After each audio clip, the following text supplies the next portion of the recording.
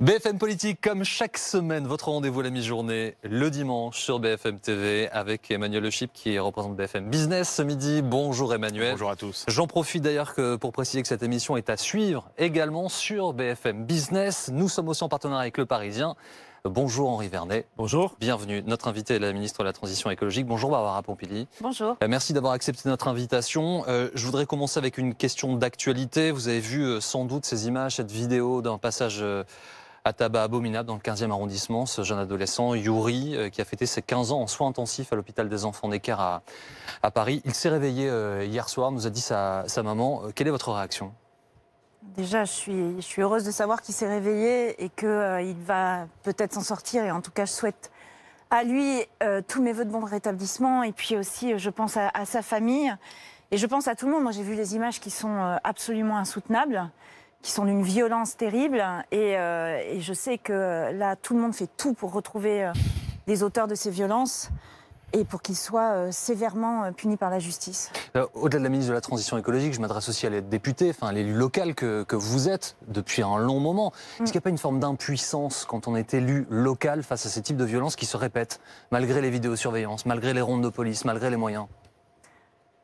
Il y a toujours une part de violence comme ça qui est spontanée et qu'on peut pas anticiper. Mais tout le travail qui est fait aussi pour recréer du lien social, pour redonner aussi des perspectives aux gens, et puis le travail de sécurité des forces de police. Là, on renforce le nombre de forces de police sur le terrain pour mieux connaître aussi les populations, pour qu'il y ait plus d'interactions. C'est un travail de fond qu'on fait et qui doit permettre d'améliorer les choses. Après, des événements d'ultra-violence, c'est quelque chose, malheureusement, qu'on ne pourra jamais complètement éradiquer. Mais ce qu'il faut, c'est que systématiquement, il y ait une sanction, que l'État montre que l'État de droit est là et qu'il n'y a pas d'impunité. Alors, l'actualité, évidemment, elle est marquée pour nous tous par la pandémie depuis un an. Nous en parlions en Rantagne il y a quelques instants. Hier, ça faisait un an, jour pour jour, que la ville de Wuhan se confinait. Le confinement en France qui est devenu un sujet permanent de conversation pour nos compatriotes. L'imminence d'un nouveau confinement est là, nous dit-on, en tout cas. Est-ce que vous avez des informations ? Nos confrères du JDD nous disent c'est à venir. Mercredi, Emmanuel Macron pourrait parler pour l'annoncer. Que pouvez-vous nous dire ? Et moi, je n'ai pas plus d'informations que ça à ce stade. Vous en avez plus que nous, je pense, en tout cas. Ce que je peux vous dire, c'est que nous, ce qu'on regarde au gouvernement, c'est l'évolution de la pandémie, ce sont les nouveaux variants. Ce que donne aussi aujourd'hui le couvre-feu à partir de 18h. On a dit qu'on attendrait d'avoir un petit retour sur l'efficacité de ce couvre-feu avant de prendre des décisions. Donc, step by step, j'ai envie de dire. Mais l'important, c'est que nous regardons ce qui se passe et nous adaptons au mieux les mesures. Emmanuel Macron va parler ou pas ? Je n'ai pas d'informations à ce stade là-dessus. Et est-ce que, quelles que soient les mesures décidées, de toute façon, les écoles, le lycée resteront ouverts ou pas ? L'école, c'est un des points les plus importants que nous voulons garder ouverts parce qu'on sent que pour les enfants, que pour même leur santé physique et mentale, on a besoin de garder les écoles ouvertes. Donc, encore une fois, à ce stade, je ne peux pas vous dire si telle ou telle mesure sera prise parce qu'on veut prendre les mesures les plus adaptées possibles. Mais l'école fait partie de nos priorités. Et quand vous dites l'école, c'est l'école du primaire au lycée. Oui, mais ça fait partie de nos priorités. Après, encore une fois, on doit adapter à la situation à chaque fois. Barbara Pompili, on a passé la barre des 1 million de vaccinés, avec un petit peu d'avance d'ailleurs sur le temps intermédiaire, puisque c'était normalement prévu pour fin janvier. Et aujourd'hui, on voit clairement que la crainte, c'est l'approvisionnement en vaccins. Alors pour le coup, on ne peut pas incriminer le gouvernement français, mais est-ce que ce n'est pas au niveau de l'Europe entière, la stratégie de l'Union européenne qui là est questionnée ? Est-ce qu'on n'a pas manqué de réactivité dans cette grande commande européenne par rapport à d'autres pays ? Écoutez, ça fait des mois que nous travaillons et que nous travaillons en lien avec l'Union européenne. Agnès Pannier-Runacher est très investie sur le sujet pour pouvoir faire en sorte qu'on reçoive les vaccins au fur et à mesure. Mais de toute façon, il y a une question de production de vaccins. Là, on essaye d'être le plus efficace possible, d'avoir le maximum de vaccins possible, avec une répartition au niveau européen, évidemment, en fonction des populations. L'important, là, c'est de garder une stratégie qui est une stratégie de vacciner d'abord les plus fragiles, le plus possible, et en fonction des arrivées des vaccins. Donc, on s'adapte. Mais je crois que on ne doit pas oublier que nous avons quand même accès à des vaccins dans un temps historiquement record, dans des bonnes conditions, avec avec toutes les mesures de sécurité qui ont été prises, avec les autorités de santé qui vérifient que tout ça se fait dans des bonnes règles.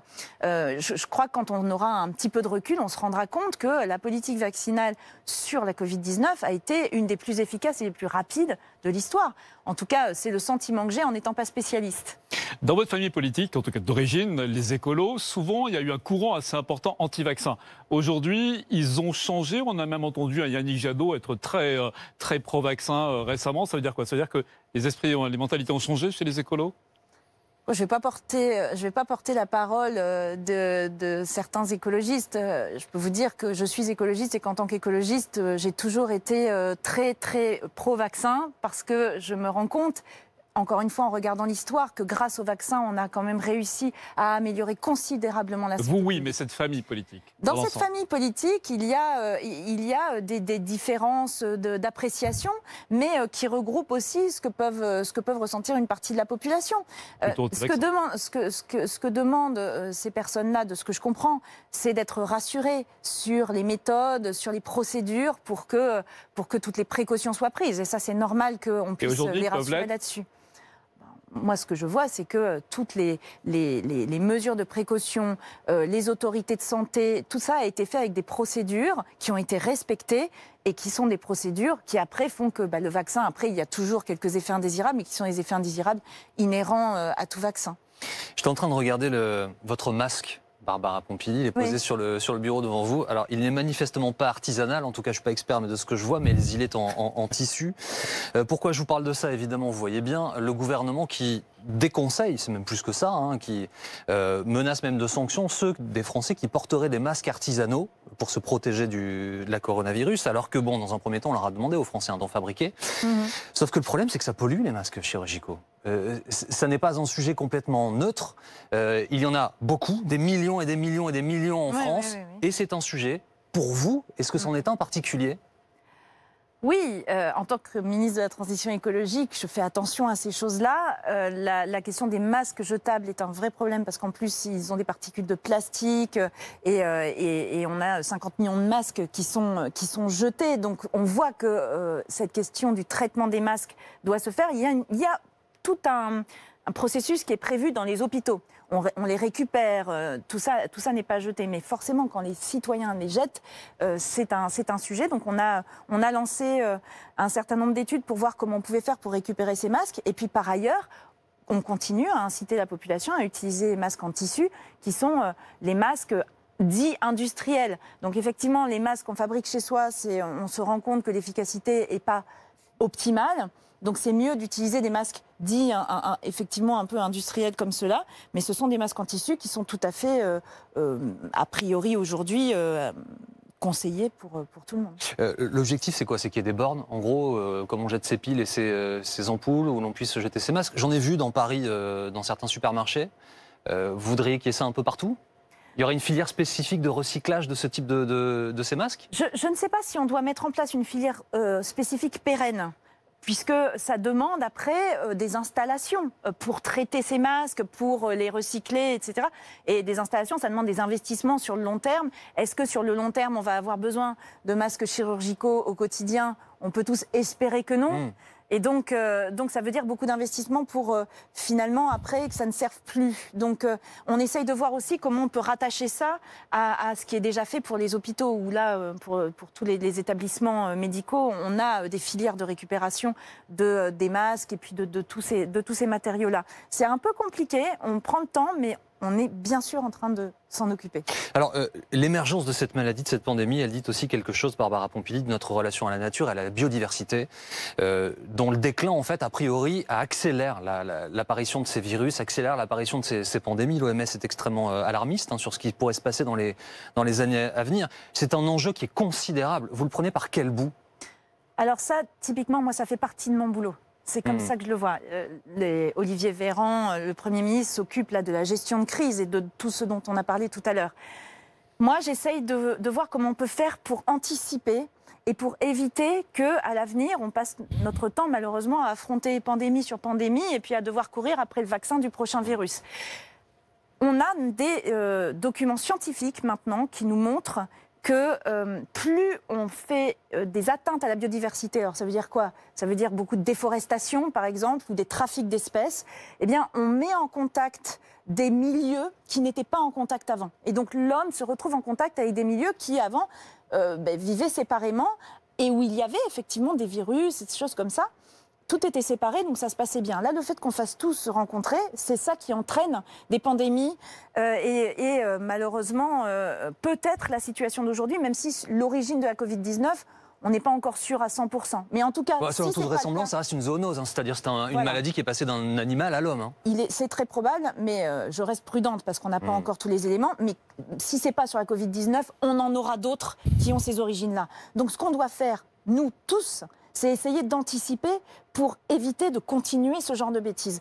Une plateforme qui s'appelle l'IPBES, c'est le GIEC de la biodiversité. Ce sont des scientifiques ont fait un rapport qui est très clair là-dessus et qui nous explique qu'on risque de rentrer dans l'ère des pandémies si on continue à faire n'importe quoi sur la biodiversité. Donc mon travail en tant que ministre de la Transition écologique, c'est de mobiliser ici, au niveau français, pour qu'on évite, nous, d'avoir des politiques qui favorisent la déforestation sur nos importations, sur les accords internationaux que nous faisons, et puis en lien aussi avec tous les partenaires des autres pays pour limiter au maximum ces atteintes à la biodiversité qui sont des erreurs absolues et qui risquent de nous entraîner. Au-delà de ça, Barbara Pompili, on a vu que, alors puisqu'il faut bien chercher quelques effets positifs à cette crise sanitaire, c'est la façon dont la planète avait respiré pendant les confinements dans quasiment le monde entier. Alors je ne sais pas vous quels sont les phénomènes les plus spectaculaires que vous avez retenus, mais il y a une double lecture qu'on peut faire à ça. C'est la lecture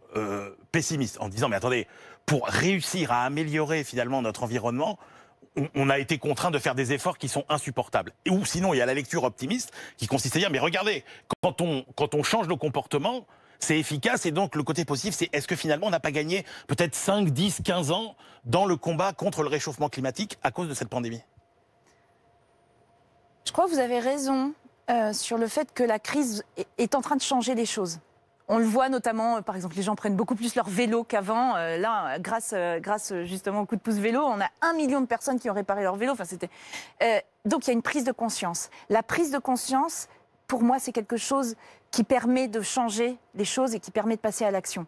Après, oui, la planète a mieux respiré. On a eu des baisses d'émissions de gaz à effet de serre assez notables dans un certain nombre d'endroits, même si ce n'était pas partout. Mais à quel prix? C'est-à-dire qu'au prix d'un arrêt de l'économie, au prix d'une crise économique lourde, etc. Donc, ce que j'essaye de montrer, et ce sur quoi je suis en train de travailler, c'est de faire en sorte que notre pays soit plus écologique dans 5 ans qu'il ne l'était avant. Et pour qu'il soit plus écologique, c'est justement de dire, regardez, quand on fait des efforts, on peut réussir à vivre mieux. Donc, voir ce qui a été bien. On a retrouvé un lien avec la nature. On a senti le bonheur d'avoir un air plus pur. Eh bien, on peut avoir une économie qui permette ça. Simplement, il faut qu'elle évolue, l'économie. Et elle est en train d'évoluer.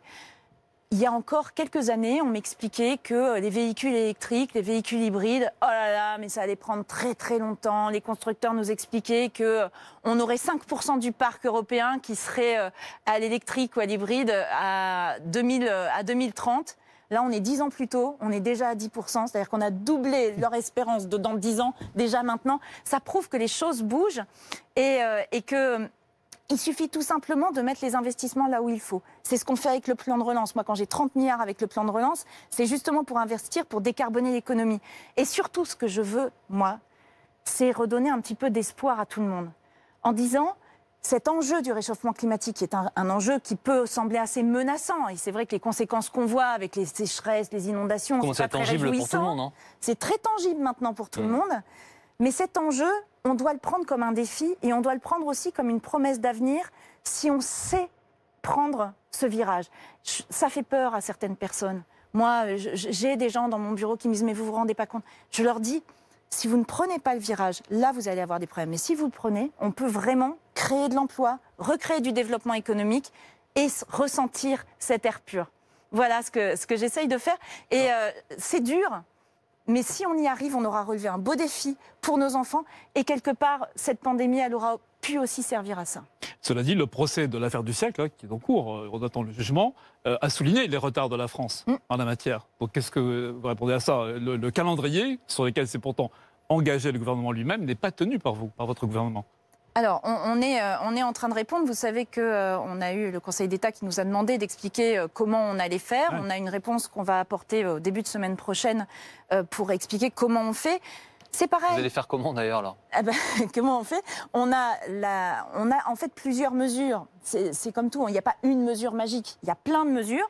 Le plan de relance, les investissements dont je vous ai parlé. La loi climat et résilience, qui est la loi qui est issue des propositions de la Convention citoyenne pour le climat, qui est aussi une brique pour cela. Et puis, il y a aussi plein de mesures qui ne sont pas forcément dans la loi, mais qui sont des petites choses qui doivent débloquer des situations. Par exemple, on veut développer le véhicule électrique. On a mis plein d'aides en place pour que ce soit moins cher pour les gens.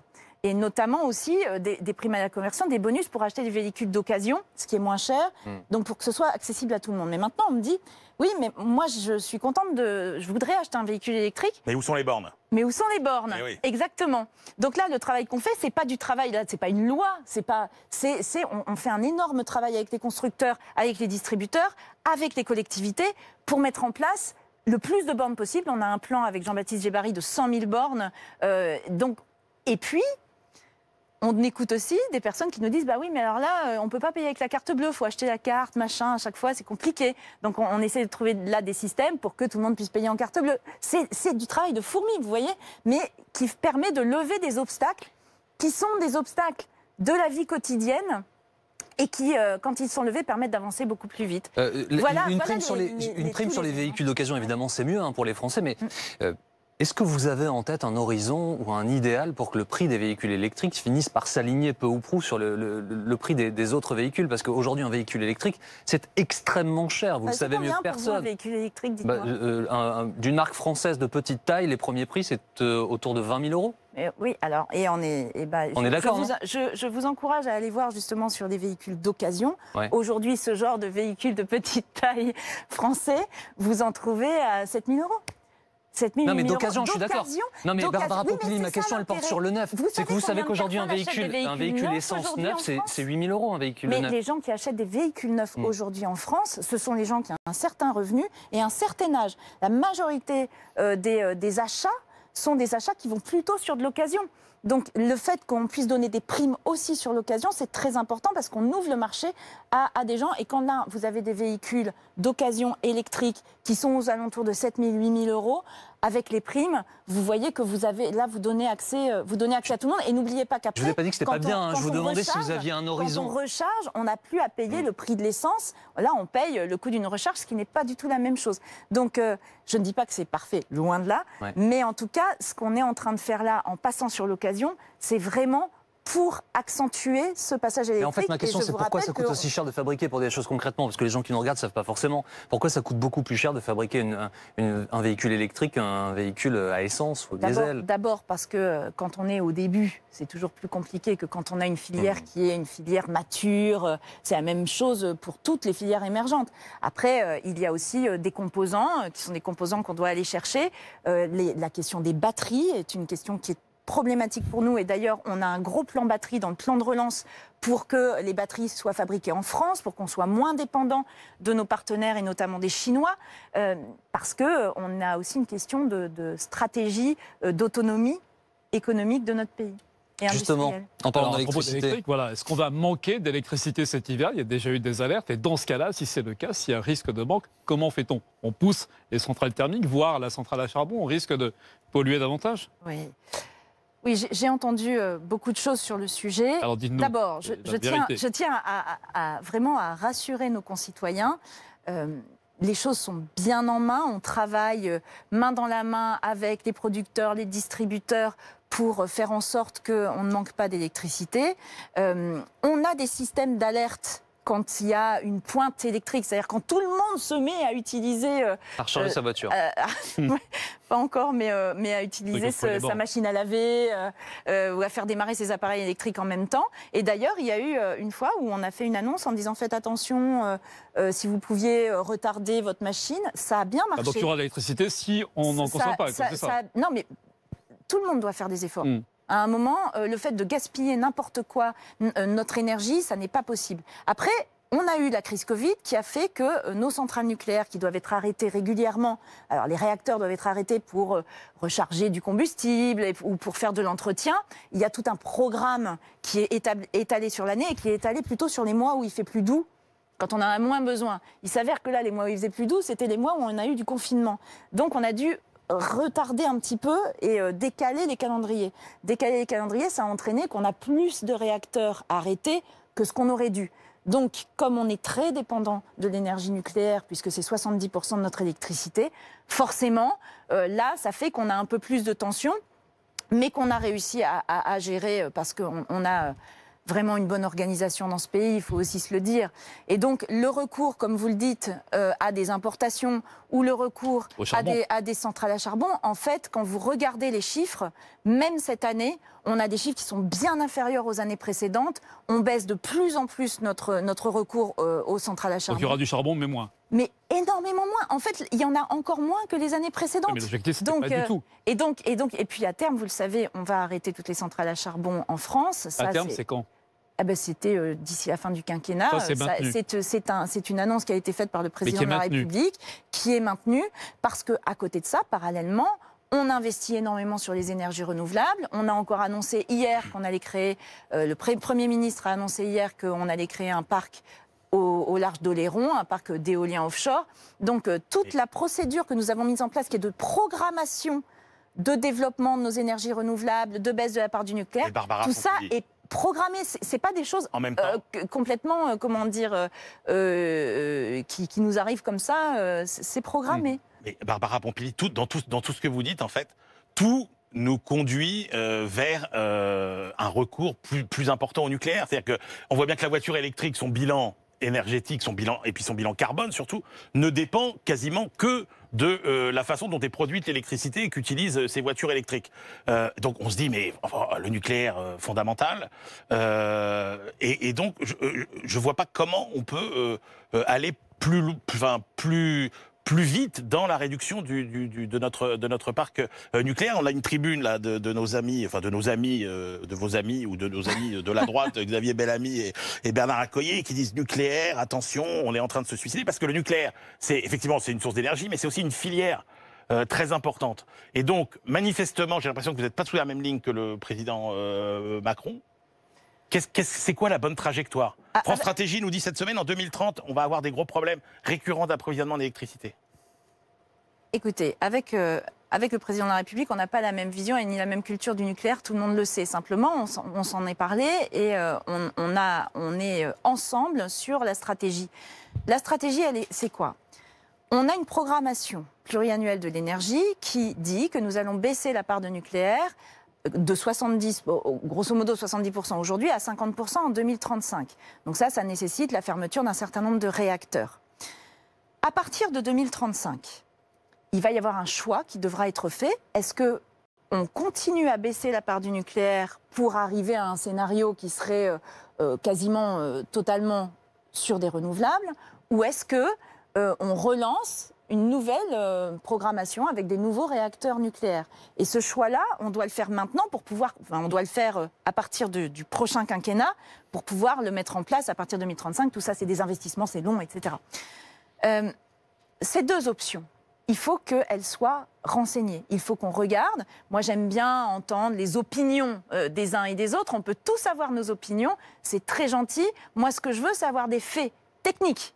Est-ce que techniquement, ces deux options sont possibles au regard justement de nos besoins en électricité, au regard, etc. Donc, mon travail, et en total accord avec le président de la République et le Premier ministre, c'est de faire en sorte que ces deux options soient renseignées techniquement, scientifiquement, pour que, quand le choix devra être fait entre les deux options, on ait un réel choix. Et pas qu'on nous dise, comme trop souvent ça a été fait, « Ah, mais on ne peut pas faire autrement ». Non. On peut toujours faire autrement. Simplement, il faut avoir l'honnêteté intellectuelle de regarder les options. Et on aura une première étape, un premier jalon qui sera posé en début de semaine prochaine, puisque l'Agence internationale de l'énergie, donc qui ne sont pas des gens complètement farfelus, qui sont des gens qui sont reconnus pour leurs compétences, va rendre un rapport avec Réseau de transport d'électricité, RTE, où ils vont nous dire justement quelle est la faisabilité, si techniquement ces deux options sont faisables. Donc on aura déjà un premier élément de réponse d'ici mardi prochain. Barbara Pompili, vous parlez de la difficulté de faire des choix et de l'importance de les renseigner. Je voudrais que vous nous expliquiez ce qui s'est passé avec Stocamine. Alors, c'est un site de déchets, d'une mine de potasse. Il était question du déstockage de ces déchets. Ça se passe dans le Haut-Rhin. Vous avez tranché, les 42 000 tonnes de déchets dangereux qui sont enterrés à 550 mètres de profondeur depuis 1999 vont y rester. La question, c'est celle de la nappe, la protection de la nappe d'Alsace. On parle d'eau, donc tout ça paraît très compliqué. En fait, c'est très simple. Il y a des déchets extrêmement dangereux enterrés très profond, tout près de l'eau qu'on boit. Donc, voilà, pour résumer les choses. Vous avez dit, on ne va pas les extraire. Pourquoi? Alors d'abord, moi, je suis comme tout le monde. Cette nappe, qui est la plus grande nappe d'Europe, elle est très importante. Il faut la protéger. Première base. Deuxième base, on a des déchets qui sont ce qu'on appelle des déchets ultimes, qui ont été mis dans une mine et qui sont des déchets on peut plus rien en faire. Hein, ce qu'on appelle des déchets ultimes. Donc si on les enlève de là, il faut les mettre ailleurs. Au départ, il était prévu éventuellement de pouvoir les retirer. Il y a eu un incendie dans cette mine qui fait que tout a été bloqué. Et puis, depuis des années, ça tergiverse. Il y a eu des études qui ont été faites. Moi, j'arrive maintenant. Je reprends le dossier maintenant. Et quand je regarde les études qui sont faites, je me rends compte que, on a retiré ce qui était le plus dangereux. C'est-à-dire qu'il y a quelques années, on a retiré ce qui était notamment du mercure, qui là était très dangereux pour la nappe. Donc, le plus gros du très dangereux a été enlevé. Ce qui reste maintenant, c'est plein de paquets. Dedans, il y a quelques très dangereux. Le reste, c'est des paquets qui ont, par exemple, de l'amiante, donc qui sont dangereux, mais pas pour la nappe phréatique. Les études que j'ai maintenant me disent, on a la mine qui est en train de se refermer sur elle-même. Oui. Elle est en train de se refermer, donc on ne va plus pouvoir retirer tout. Donc au mieux, si on en retire, on retirerait un quart de ce qui reste. Dans le quart de ce qui reste, la majorité sera des trucs pas très dangereux. Par contre, si on perd du temps, on ne pourra pas faire les travaux de confinement pour sécuriser cette mine, pour éviter que tout remonte à la nappe. Et en plus, on met en danger la sécurité des mineurs. Parce que moi, c'est bien gentil, mais tous les gens qui donnent des leçons, ce n'est pas eux qui descendent dans la mine. Hein. Non, mais pourquoi je vous pose la question aussi? Parce que vous l'avez vu hier, c'est très concret. Hein. Séisme à Strasbourg. Ouais. 3,4 sur l'échelle de Richter, c'est pas un énorme séisme, mais c'est un séisme. Ouais. 2 répliques.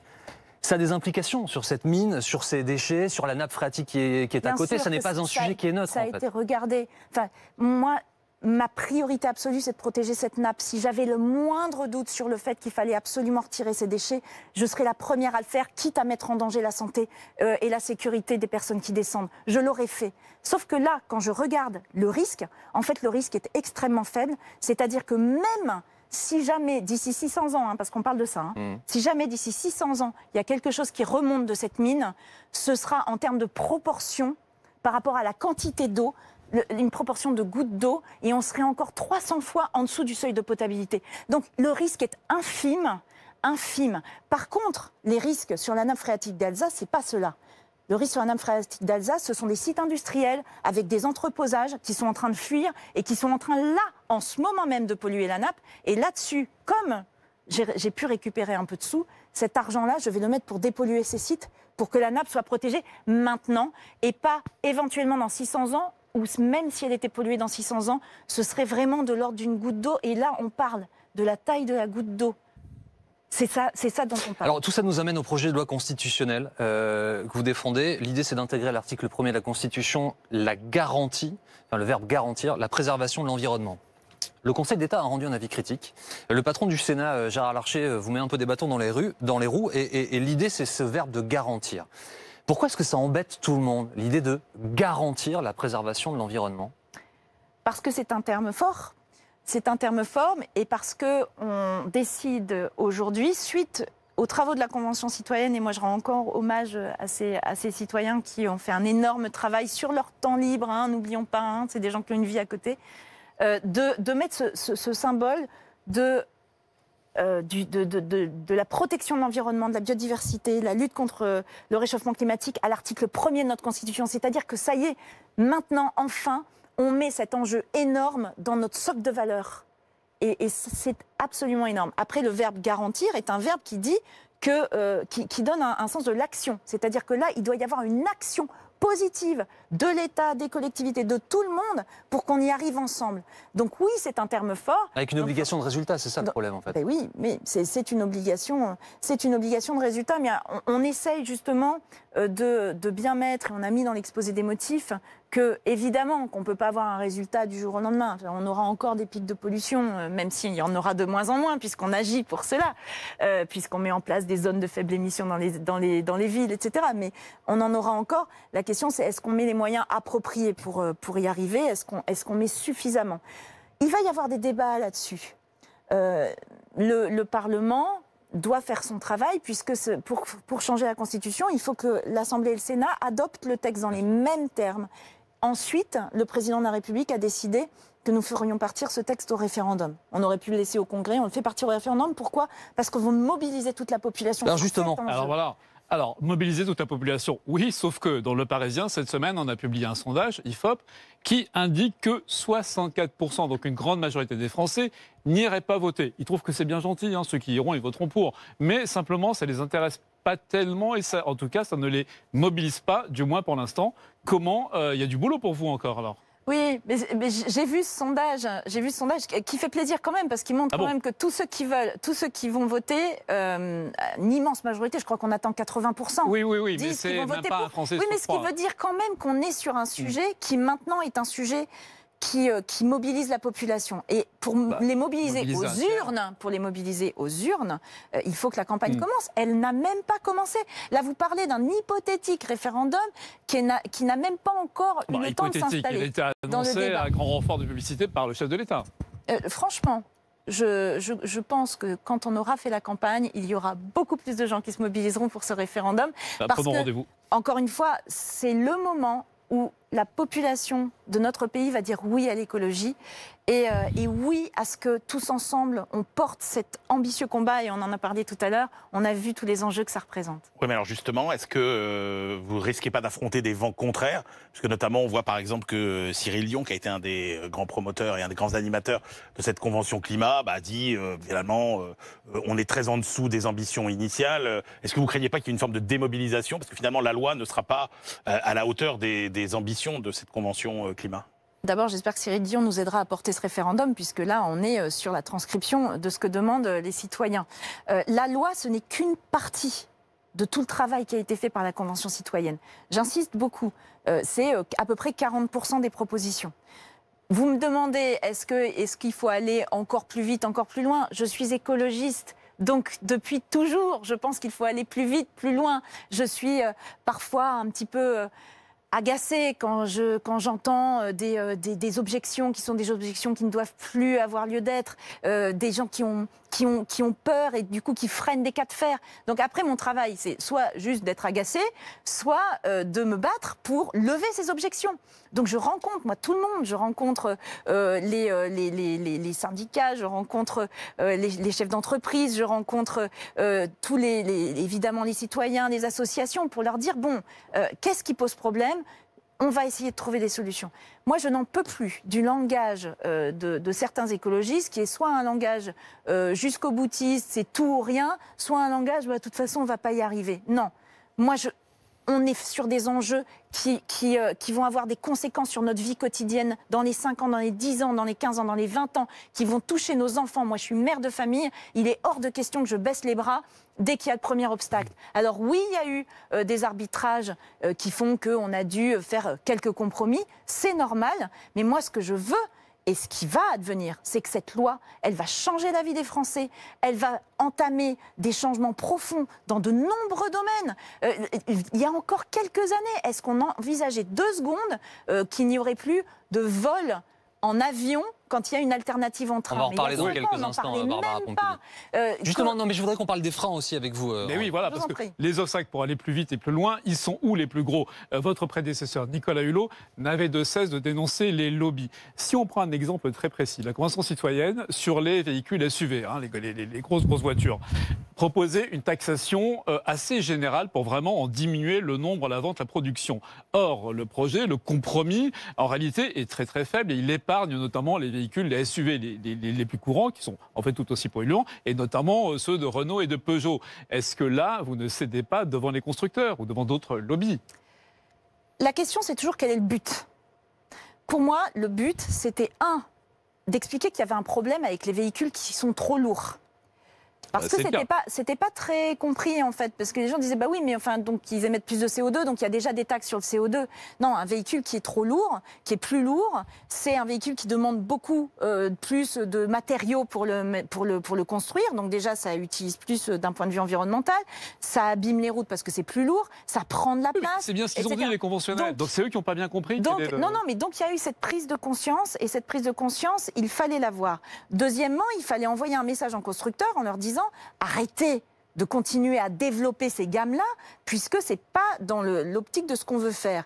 La réaction des constructeurs, y compris sur une taxe qui est moins forte que celle qui était annoncée, vous l'avez entendu. Vous l'avez entendu. Les constructeurs ont tous dit « Oh là là, mon Dieu, c'est terrible, etc. » Même si la taxe, effectivement, n'est pas aussi élevée que ce que demandaient les citoyens. Vendre encore beaucoup de SUV. Les citoyens. Oui, mais les gens qui achètent les gros SUV, ces gros SUV dont on parle, dont là, on n'est pas à 20 000 francs, 20 000 francs, 20 000 euros.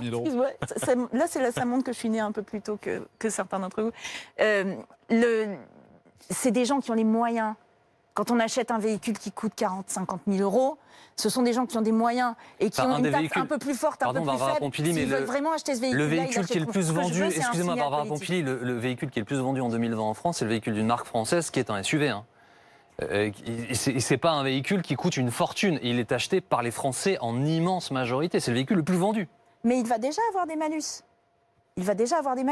Puisqu'on a des malus en fonction du CO2. Le malus poids est un malus supplémentaire qu'on a porté et qui était un signal politique. On aurait pu le mettre plus bas, mais après, la question était de savoir est-ce qu'on va pouvoir le mettre. Moi, ce que je voulais, c'est qu'on le mette pour que ça fasse réagir. Encore une fois, le fait que les gens prennent conscience d'un certain nombre de choses, c'est ça qui agit le plus, parfois même plus que des normes. Quand on voit les citoyens de la Convention citoyenne, c'est juste un point qui m'avait énormément marqué. Ce sont des gens comme vous et moi qui avaient leur vie et qui n'étaient pas forcément plus sensibilisés que ça à la question écologique. Quand ils sont arrivés, ils ont fait leur première session, ils ont entendu une scientifique, plusieurs scientifiques, mais dont une qui s'appelle Valérie Masson-Delmotte, qui leur a expliqué ce qui était en train de se passer. C'est-à-dire des faits, pas des opinions, des faits. Ils se sont dit, ils nous le racontent, hein, ils se sont pris une claque dans la figure. À partir de ce moment-là, ils ont pris des décisions et ils ont fait des propositions qui sont plus ambitieuses que des propositions d'ONG qui font depuis des années. Ça veut dire qu'une prise de conscience, ça a parfois plus de conséquences que toutes les lois, tous les règlements. Justement, je voudrais qu'on soit concret, qu'on avance, parce que le temps file vite. L'avion, justement. Oui, voilà, parmi leurs propositions, justement, vous les dites, éclairer ces 150 citoyens.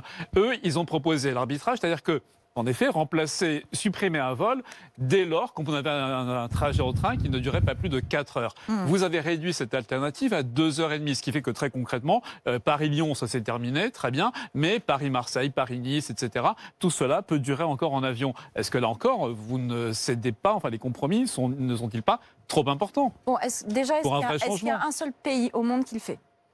Non, mais ça, à un moment, si on prend cet argument, est-ce qu'il y a un seul pays au monde qui le fait? On est les premiers à le faire. 4 heures. La Suède le fait aussi. Oui, on n'a pas tout à fait la même organisation de pays que la Suède. Après, on a aussi, nous, des lignes qu'on appelle d'équilibre du territoire, qu'on veut garder parce qu'on a des territoires très enclavés et où on n'a pas d'autres solutions pour l'instant. Donc, 2h30, c'est un équilibre qu'on a trouvé, c'est un équilibre que je défends, ça nous permet d'envoyer un signal fort et ça permet aussi de développer, parce qu'on y travaille beaucoup avec les transporteurs aériens, mais aussi avec la SNCF, d'essayer de travailler sur l'intermodalité. C'est-à-dire que quand vous voulez aller, par exemple, de Bordeaux, non, Bordeaux, c'est pas un bon exemple, mais, parce que Bordeaux, c'est fait. Bordeaux, vous avez une ligne en 2 heures en train, donc c'est réglé mais après, pour quand Bordeaux. Vous allez prendre l'avion à Roissy, enfin, c'est compliqué, vous voyez. Eh bien non, justement, ce qu'on veut, c'est développer l'intermodalité, c'est-à-dire qu'on puisse prendre un TGV qui nous emmène directement dans l'aéroport. Et c'est ce qui se passe pour Roissy. Donc, et qu'on puisse prendre un billet, vous prenez un billet, et vous avez directement dans votre billet le billet de TGV et le billet d'avion. Ça s'appelle l'intermodalité, faire en sorte que ce soit pratique. Que les gens ne soient pas obligés de prendre un avion puis un avion, mais qu'ils puissent prendre un train, un TGV, qui prennent autant de temps, hein, parce que ça ira peut-être plus vite. Un TGV, on arrive directement dans l'aéroport grâce au TGV, et puis après, on peut aller prendre son avion tranquillement. et on facilite les choses pour que ce soit pratique. Voilà des éléments qu'on met en place et sur lesquels on est en train de travailler grâce à cette loi climat résilience. Barbara Pompili, l'Assemblée se penche à partir de mardi sur la maltraitance animale. Il y a une proposition qui fait écho dans une partie de la population. Les gens ne sont peut-être pas très au courant du calendrier parlementaire. En revanche, ils suivent les réseaux sociaux, la télévision. Ils connaissent Hugo Clément et son référendum pour les animaux. Il y a plus de 900 000 personnes, vous le savez, qui ont souscrit déjà à cette initiative. Il y a 6 propositions. Je vais les rappeler, c'est très rapide dans ce référendum. Interdiction de l'élevage en cage, des élevages à fourrure, interdiction de l'élevage intensif, de la chasse à courre, du déterrage et des chasses dites traditionnelles, interdiction des spectacles avec animaux sauvages et la fin de l'expérimentation animale. Est-ce que c'est impossible d'adopter ces mesures telles quelles aujourd'hui ? Alors, la première chose, quand on voit le succès de tous ces appels, c'est que on voit qu'il y a un rapport, notre rapport avec l'animal qui est en train d'évoluer. Il y a des pratiques qui étaient encore acceptables il y a un certain nombre d'années, qui aujourd'hui ne le sont plus. On arrête de voir aussi l'animal juste comme un objet qu'on utilise. Il y a déjà eu des améliorations dans la loi. Et pourquoi est-ce qu'on ne peut pas prendre les propositions telles quelles, vu qu'elles sont de bon sens a priori ? On a besoin d'un débat public sur un certain nombre de ces annonces. Il y en a quelques-unes que j'ai déjà prises, moi. J'ai fait des annonces en septembre sur l'arrêt des animaux sauvages et des animaux sauvages dans les cirques itinérants, parce que c'est incompatible, et là on a des éléments scientifiques qui nous le montrent, c'est incompatible avec tout simplement leurs impératifs biologiques. La question des élevages de fourrure, de visons qui vont être arrêtés. Le fait aussi de labelliser les eaux qui nous permettent de travailler sur la biodiversité, c'est un point aussi. Et quels sont les freins principaux important. pour comprendre les choses clairement ? Et les delphinariums aussi. Enfin bon. Dans ces propositions, quels sont les freins ? Qu'est-ce qui vous empêche de dire demain, ça on adopte ? Parce que moi, quand on prend des décisions comme celles que j'ai prises sur les différents thèmes que je vous ai cités, ça a une implication derrière. Il y a des gens qui travaillent, il y a des filières. Et donc, balancer comme ça, on va tout interdire, sans travailler en amont et pendant tout ce temps avec les professionnels pour travailler sur leur reconversion, pour retravailler sur les équilibres économiques, moi je veux bien, hein, mais c'est pas responsable. Là, sur les animaux de cirque, par exemple, on a des centaines d'animaux qui du coup vont se retrouver, qu'on va devoir gérer. Où est-ce qu'on les met ? Comment on crée des sanctuaires ? Comment on les définit ? Qu'est-ce qu'on fait ? Tout ça, ça prend du temps. Et donc moi, je préfère le faire les uns après les autres quand c'est mûr. Donc sur les mesures que j'ai annoncées, c'était mûr. Et donc on s'en occupe et on fait ça sérieusement. Moi, je ne veux pas être la ministre qui fait des annonces et qui après laisse les choses se faire n'importe comment. Je veux que les annonces soient suivies d'actes responsables. Après, il y a d'autres mesures qui sont proposées dans ce référendum, qui vont faire l'objet de débats parlementaires. Eh bien, très bien que le débat parlementaire et que le débat public s'en emparent. Et puis, quand il y aura des décisions à prendre, elles seront prises. Barbara Pompili, un des premiers décrets signés par Joe Biden, le nouveau président américain, ça a été d'annoncer le retour des États-Unis dans l'accord de Paris. J'imagine que vous êtes ravis, mais concrètement, ça va changer quoi ?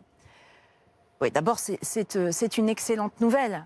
Depuis 4 ans, on avait un président qui était en train de détricoter tous les engagements des États-Unis sur les questions environnementales. Donc là, on a un président qui arrive, qui prend un certain nombre de décrets, dont l'un des premiers est de revenir dans l'accord de Paris. Il se réassoit autour de la table, c'est absolument essentiel. Mais il prend aussi quelques décisions qui sont assez emblématiques.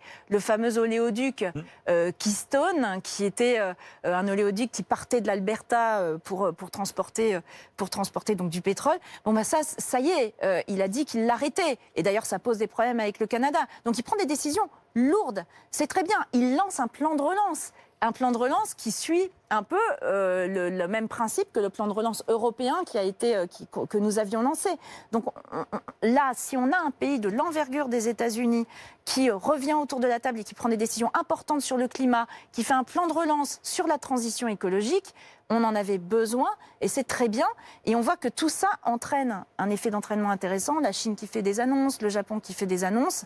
Nous, ce qu'on souhaite maintenant, c'est relancer le partenariat transatlantique entre l'Europe et les États-Unis pour prendre des mesures encore plus fortes.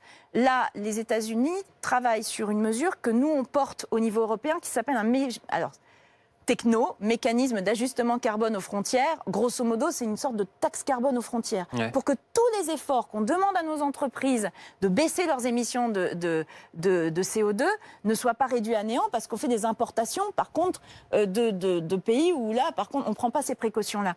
Mais ça, c'est un travail qu'on est en train de faire. Si les États-Unis le font aussi de leur côté, avec le Canada, etc., ça nous donnera encore plus de force. Donc ce partenariat transatlantique, que j'appelle de mes voeux, c'est voilà, le début d'une relance de cette dynamique que nous avions fait perdurer en Europe, notamment grâce au président de la République, avec ses One Planet Summit, etc., et qui là va reprendre encore plus de vitesse, et c'est une bonne chose vu les engagements qu'on a à prendre pour le climat. Aux dernières municipales, il y a une certaine vague verte avec l'élection de maires écologistes à Lyon, à Strasbourg, à Bordeaux, à Poitiers. 6 mois après, comment est-ce que vous jugez l'action de ces nouveaux maires écolos ? Grosso modo, ils essayent de mettre en place des mesures qui sont différentes selon les territoires, mais je vois par exemple qu'ils travaillent là au développement des zones de faible émission, qui sont des zones qu'on développe pour faire baisser les émissions de polluants dans l'atmosphère. Ça veut dire qu'ils sont en train de s'engager dans l'écologie réelle, comme le font beaucoup d'autres élus, et que je soutiens évidemment. Je les ai rencontrés, les uns et les autres, quasiment tous, et je leur ai dit, comme j'ai dit aux autres maires, vous voulez faire de l'écologie, je suis à vos côtés et on va se battre tous ensemble. Mais ils en font plus que les autres, eux ? Ils en font certains plus, mais il y en a qui avaient commencé avant. Donc, mais globalement, ils représentent un mouvement de fond qui est que on ne peut plus passer à côté de ce sujet de l'écologie. Et moi, je les accompagne parce que les histoires politiciennes, franchement, ça me passe au-dessus. Je crois que l'enjeu est trop énorme. Et donc, je les accompagne et je leur dis, vous avez besoin de moi. J'ai encore vu Éric Piolle l'autre fois. Ouais. Je lui ai dit, on peut avoir des débats, mais on a un combat à mener ensemble, chacun à sa place. Et dans la période de crise que nous vivons actuellement, qui est une période très difficile, où on peine, on se dit, bon sang, on a besoin de voir le bout du tunnel. Moi, je m'occupe de ces questions-là avec tous ceux qui veulent le faire pour dire qu'on est en train de préparer notre avenir écolo et que dans quelques années, et même déjà maintenant, on est en train de gérer cette sortie de crise. Pendant que la crise et à propos d'histoire politicienne, la crise écologique, on est en train d'y travailler. À propos d'histoire politicienne, ce qui s'est passé à Marseille, au départ, une coalition avec des Verts, justement, Michel Rubirola, qui est élu maire de Marseille, et puis quelques mois plus tard, il se retrouve avec un pilier, disons, du PS, Benoît Payan.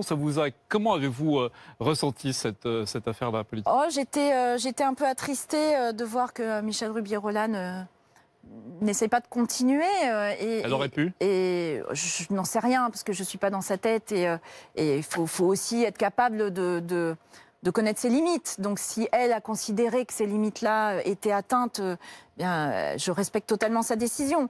Maintenant, elle reste quand même dans l'exécutif. Ils ont envie de mener des politiques écologiques et de la même manière que pour d'autres, moi je serai à leur côté pour les aider et pour les pousser. Merci beaucoup Barbara Pompili d'avoir été notre invitée ce midi. Merci messieurs. Dans un instant, affaire suivante avec Dominique Rizet et Philippe Godin. Je vous retrouve à 18h. Eric Ciotti sera mon invité. Et à 19h, c'est le président du conseil scientifique. Je recevrai Michel Delfraissy. À tout à l'heure.